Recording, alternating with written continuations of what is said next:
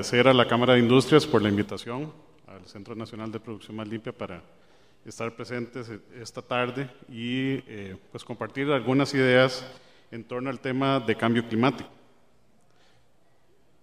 Durante esta sesión revisaremos conceptos sobre cambio climático, sobre la evidencia científica que existe de los efectos del cambio climático, también algunas cifras que nos pueden orientar sobre la magnitud del problema, la contribución del sector industrial al problema del cambio climático y un tema que considero importante y que muy pocas veces es discutido sobre adaptación al cambio climático, principalmente adaptación por parte del sector industrial. El tema de cambio climático y efecto invernadero es bastante conocido. El planeta Tierra recibe la radiación solar.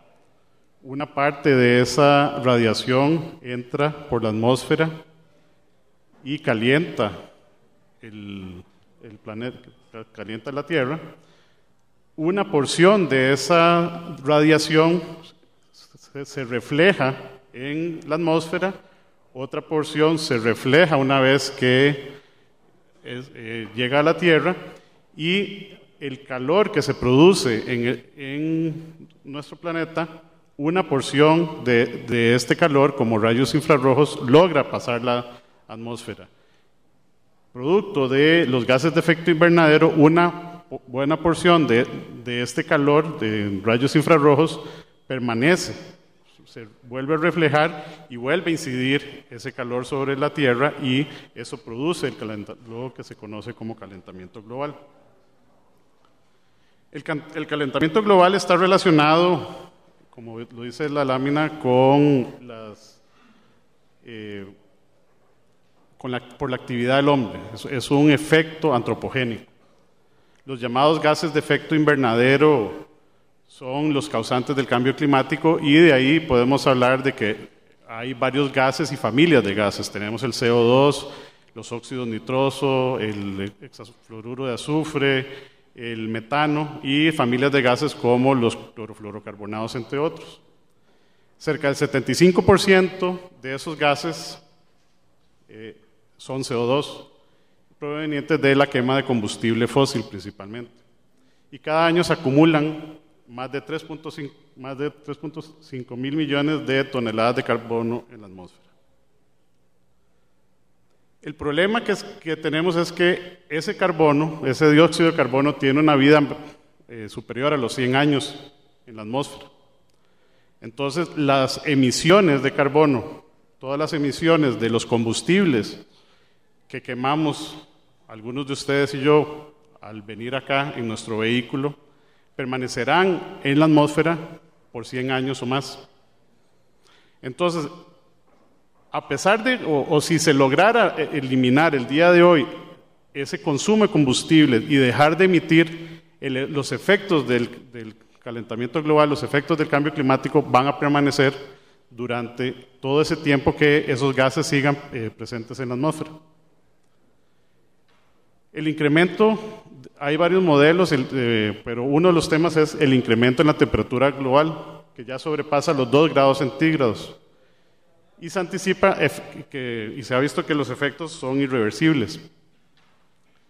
Por lo tanto, es necesario reducir la tasa de generación de estos gases de efecto invernadero para poder controlar y adaptarnos posteriormente a vivir con este calentamiento global. La estabilización, como les decía, si la vida por medio de estos gases es tan prolongada, la estabilización de las condiciones, a pesar de que reduzcamos, va a tardar mucho tiempo.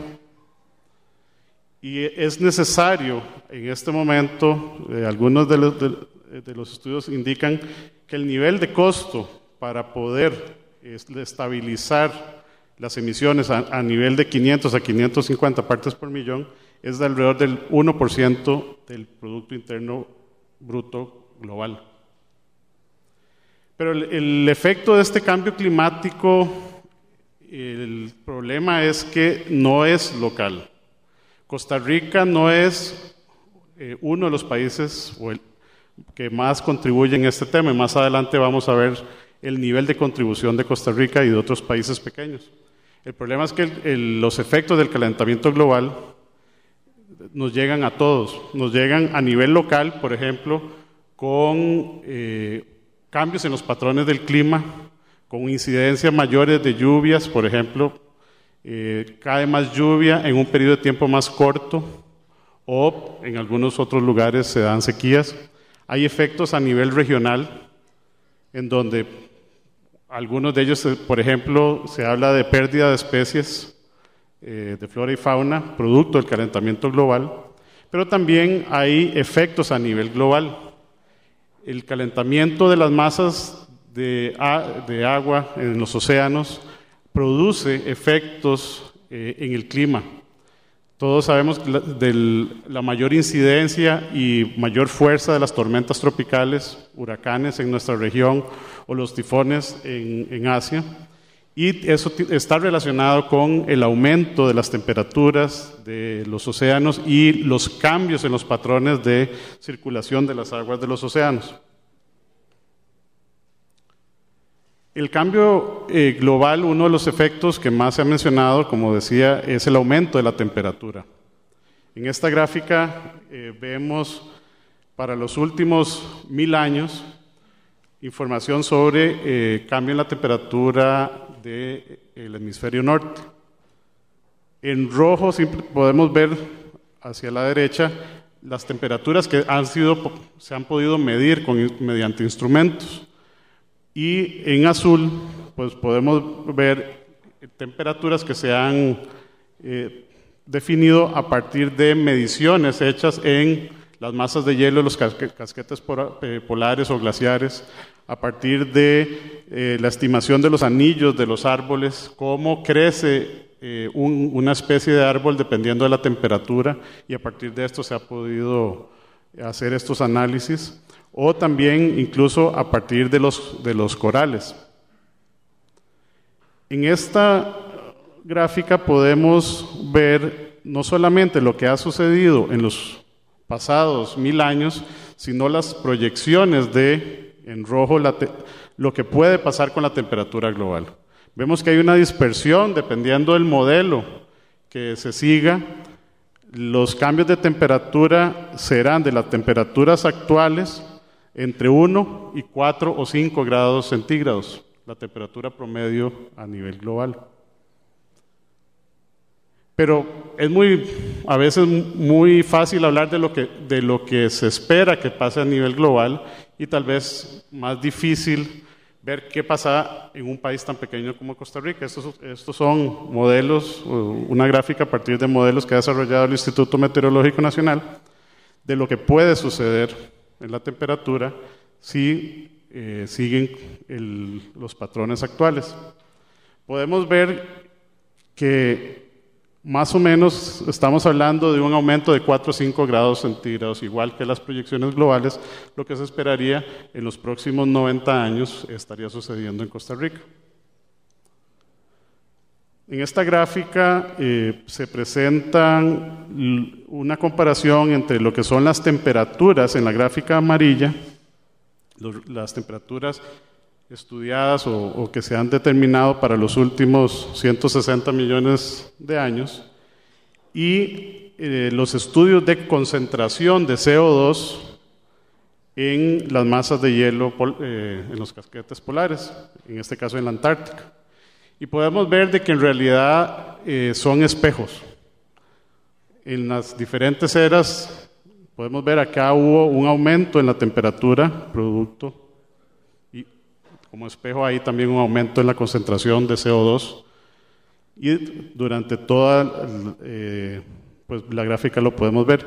La situación es que en esos 160 millones de años, las emisiones o el nivel de concentración de CO2 ha estado entre los 200 y 280 partes por millón de CO2, y en los niveles actuales estamos cerca de los 370. ahí hay otra evidencia de lo que estamos sufriendo con el tema del calentamiento global, aumento de la temperatura producto de un aumento en las concentraciones de CO2 en la atmósfera. Hay otro tema que es que la tasa de cambio ha sido mucho más elevada. Vemos que acá, pues, en cuestión de varios cientos de años, desde la revolución industrial y en que se empieza a utilizar el carbón y otras fuentes de combustible, es que se da este gran salto. Entonces, una tasa de cambio mucho más alta, sin precedentes, y que los niveles actuales de CO2 están fuera de los límites de la variabilidad natural. Ya el planeta no está en capacidad de absorber esa cantidad de CO2 que se está emitiendo. Y el resultado, uno de ellos, es el aumento de la temperatura promedio y el derretimiento de las masas o de los glaciares o los casquetes polares. Estas son dos fotografías tomadas, una en el año 1911 en un glaciar en Estados Unidos, una fotografía del sistema de parques nacionales de los Estados Unidos, donde vemos el nivel al que estaba el glaciar en esa época, hace 100 años, y una fotografía del año 2000. Podemos ver el perfil de las montañas, es el mismo, y podemos ver cuánto ha retrocedido ese glaciar. Ese glaciar se ha ido derritiendo, generando los problemas que ya conocemos. En algunos países, por ejemplo, en los países andinos, en Chile, el tema del derretimiento acelerado de las nieves que se depositan en las montañas en el invierno y de los glaciares, están produciendo problemas de inundaciones en las zonas bajas, en las ciudades, ya que no se han diseñado para manejar esos volúmenes de agua en los caudales en estos ríos. Entonces, es un tema que incluso al día de hoy todavía hay grupos y personas que dicen que eso es una falacia, que es una mentira, que es parte de los ciclos naturales en el planeta, que es una forma de vendernos, querer vendernos tecnología, en fin, una serie de ideas, pero aquí está la evidencia, podemos ver lo que está pasando. Pero el derretimiento de los casquetes polares y el aumento de la temperatura en el mar, que varía la densidad del agua, está produciendo un aumento en el nivel del mar. Esta fotografía es una fotografía de uno de los atolones de las Islas Maldivas, en el Océano Índico, un país que está conformado por 1.196 islas, de las cuales 600 y tantas están habitadas, y que en el día a día ellos padecen y viven el problema de calentamiento global. Estas son declaraciones del presidente de la República de Maldiva, el señor Mohamed Nasheed, en diciembre del 2009, antes de la cumbre de Copenhague, en donde él decía que para las personas que viven en las Islas Maldivas, en que el punto más alto no supera los 2 metros sobre el nivel del mar, es difícil negar que el cambio climático existe, pues padecen sus efectos a diario.